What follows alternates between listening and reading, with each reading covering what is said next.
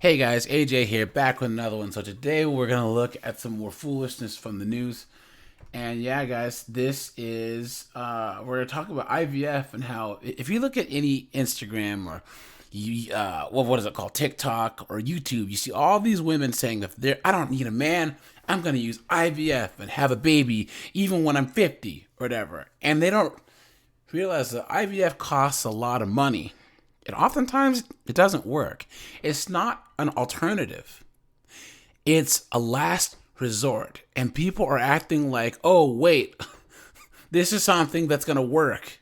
And it most of the time, it doesn't. So we're going to get into these two articles here, guys. But before we do, please remember to like, subscribe, drop a comment, because it really helps to keep this channel going.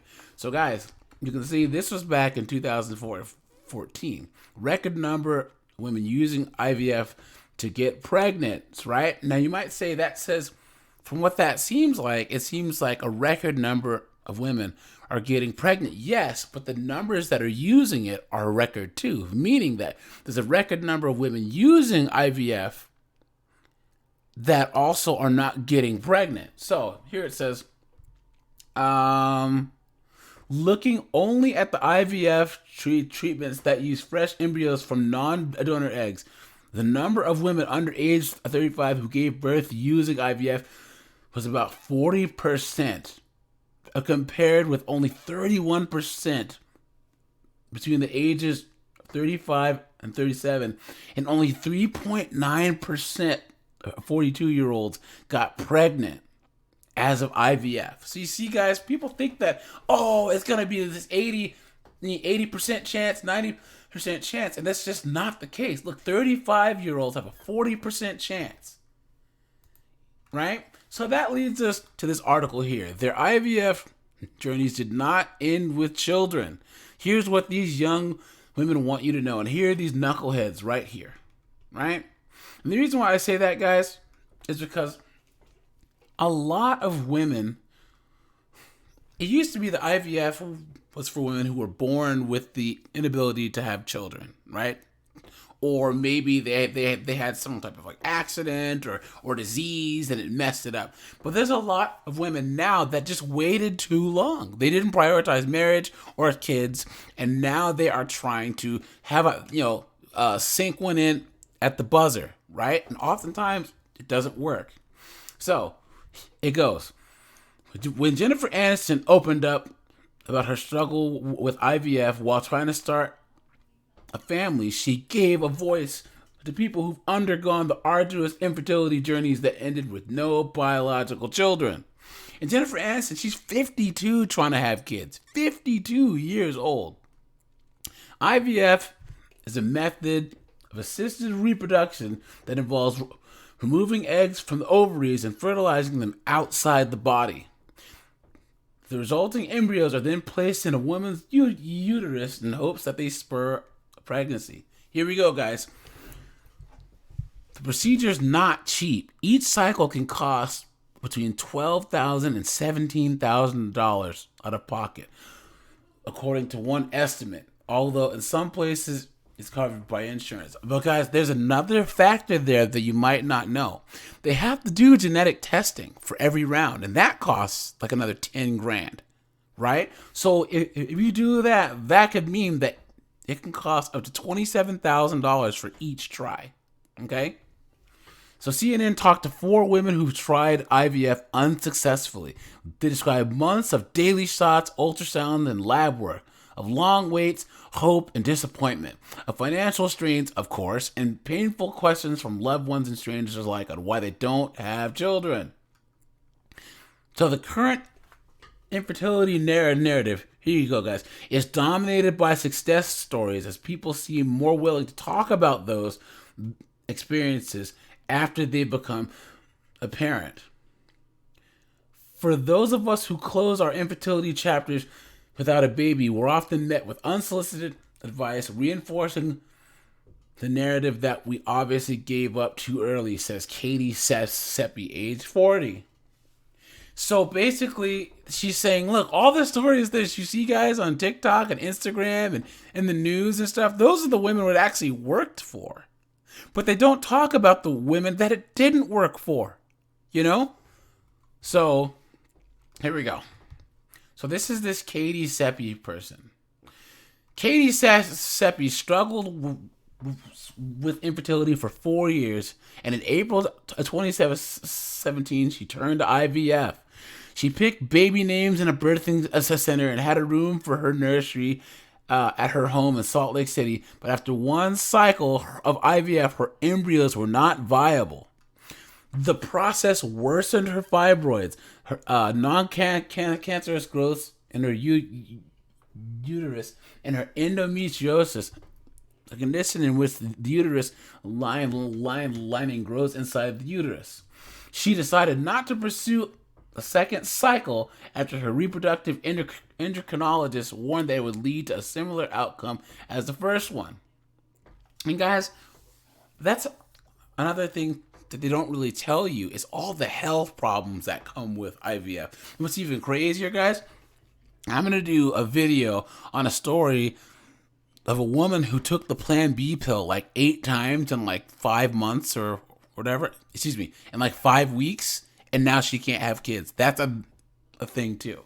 So, for Seppi, the detailed ovulation calendars, obsessive attempts to conceive, and the despair that came with negative pregnancy tests became unbearable.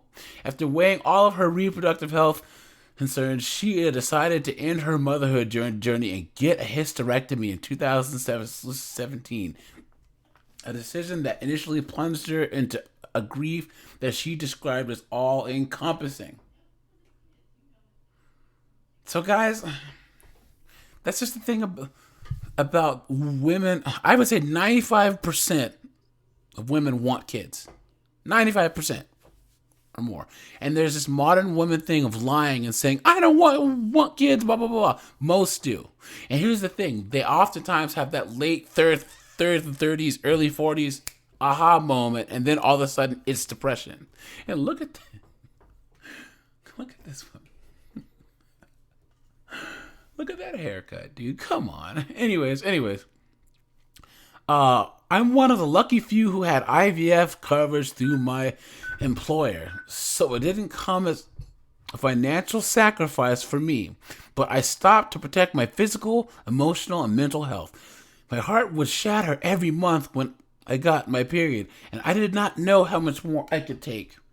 She started seeing her therapist, who told her that it's okay to put herself first. It helped her process what not having a baby meant for the future. I spent my whole life dreaming about motherhood. I stayed at my job so I'd have maternity leave. I'd held space in my life for a baby. Through therapy, grief work, and connecting with others in the childless community, I slowly started to create a new vision for my life, and I chose myself and my well-being over holding onto the hope of a baby. So, guys, I don't see any mention of a husband here anywhere. So that's a big issue too. Here we go. When Sheree LeChue decided to undergo IVF, she bought a pregnancy journal, maternity clothes, and egg retrieval t-shirts for her and her husband. And guys, in this case, she is married, right? But I want you to think about, right? As a man, if you were with a woman and you wanted kids of your own, biological kids of your own, and she ended up not being able to have kids, because it doesn't say how old she is, but would you stay with her? Or would you find another woman and have your own kids? No one asked the guy about his experience with infertility, right? About the woman being infertile. So, the t-shirt that she bought were emblazoned with the words, legs up, lights out, time to get my eggs out.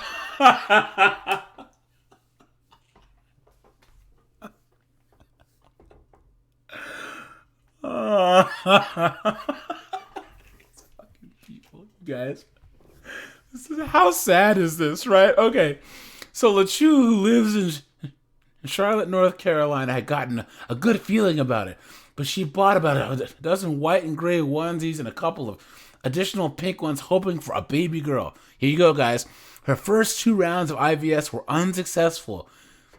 The first one led to a positive pregnancy test and bleeding and a miscarriage about 6 weeks later. The second transfer was conducted last month around the time the first baby would have been due. It was not successful. It takes immense strength to pursue a lifelong dream that comes with repeated disappointment, she says. Look at that. So the toughest part has been the decision-making process. There are many decisions you have to make, starting with the decision to even embark on this journey when you're at as advanced of age as I am. So guys, there you go. She's 45. So she and her husband decided to try and have a baby while she was in her mid-40s. What did they think was going to happen? And here you go, guys. She's an entrepreneur who owns a virtual practice for coaching and therapy. So she's probably one of those, I want to focus on my career. I want to have a career. And then all of a sudden, oops, let's have kids. So she has 3 stepchildren through marriage, but says she has moments of sadness in which she thinks about what she's lost. She says that she and her husband hope to keep trying to have a child, but their financial options are limited. Her husband's job only pays for 2 rounds of IVF, but they've exhausted those opportunities. For them to try again, she says her husband would have to get another job that provides the benefits all over again, or they have to raise their own funds. Lachue says people sometimes ask her whether she chose to not have her own kids. It likely doesn't dawn on most of them that infertility is more common than they realize, and every woman doesn't just get pregnant and experience birth. They do if they try early enough. You notice how she's not taking accountability at all? They should realize that every woman who's in her 40s doesn't get pregnant. You talking about late 30s and 40s. Okay. This was called her embryos didn't survive, but she still owed $17,000. Look at that. So Megan Ham went through egg retrieval fertilization in August. So doctors collected 7 mature eggs, and she ended up with 5 embryos, but none of them survived. It was an emotional and financial blow for Ham, a customer support agent at Bank of Ontario, Canada. So she paid for the process by skipping vacations with her husband and getting more money from her family. It was a rough blow financially since we had to pay for everything. Now, guys, I thought Canada paid for all this stuff. Maybe it depends on what part of Canada you're in. Look at this, guys. The egg retrieval costs $12,000, and medication costs $5,000. Testing an embryos would have been an additional $5,000. So testing of the embryos is that genetic testing, guys. So that's $5,000 in Canada. So imagine how much that it costs here. But the couple didn't have to pay for that since they did not get to that stage.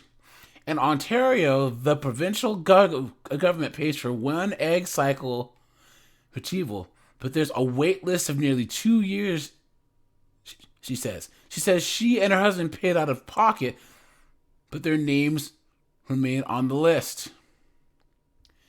Ham says that stories of unsuccessful IVF are not told enough as a result, and most people don't understand what the process entails and how difficult it can be.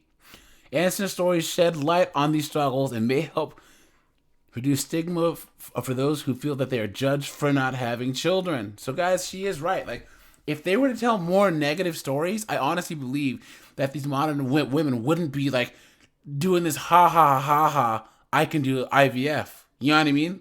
They're acting like they have a trap card, or they have like a, like some type of like, I don't know, pass go, you collect $200 card with IVF. And here we go. She felt like a failure when her IVF didn't work. April Barsby, 32, had 1 cycle of IVF in the last year. Her lone mature egg was graded a C, she says, but it was the only one she had, and she hoped that it would fulfill her dream of motherhood. Barsby, that lives in Norman, Oklahoma, struggled with endometriosis and a low egg count, so she pinned her dream on one egg. So the hardest part was all my hopes being crushed at the end, as my sweet little egg, it didn't stick and my cycle failed. Barsby does not have a job, so she was trying to get IVF. She doesn't even have a job. Guys, make this make sense. Her friends and family donated items she then sold at yard sales to help fund the procedure. The process drained her and her husband's finances and left her struggling to accept her body. The couple put their IVF on pause for now, and Barsby says she's not sure what to do next. My husband is my biggest supporter, and it hasn't affected our marriage in any way. The hell it hasn't. Oh, here, ask him that when she's not in the room. I had a very hard time for months to even feel remotely like a woman due to my body's failure. So she grew up while watching Jennifer Aniston on Friends and was reassured to realize that the wealthy celebrity with the girl next door persona went through all of the same struggles. Having no baby at the end can be extremely disheartening and destructive to a person's mental health. She says she's doing better, but she still grieves over what could have been. So, guys, this is what happens. This is a good amount. I would say this is most of the women that try and do IVF end up in this spot. And it seems like most of these women, except the first one, I think, are married. So that's even worse. Because the man deserves to have his own legacy and his own children. So what's he say about this? What do all these women's husbands say? So she's 35. She's 45. And she is 32. And guys, by the time that a woman's 30, 90% of her eggs are gone. And that's why everywhere but the West, which is most of the world, except China and Japan and Korea, women still have babies in their 20s. That's when the healthiest time is. Never ever in the history of humankind have women waited this long to have kids as they do in the West. And now they're paying for it. All right, you guys, let me know what you think. Let me know if you've dealt with anyone in your family that tried to do this. I have. I have a friend of mine who did 3 rounds. It didn't work. So, yeah, you guys, this is gonna get worse. Watch. There's more modern women trying look to IVF. All these millennials and stuff. So, you guys, that's it for me. I'm out of here.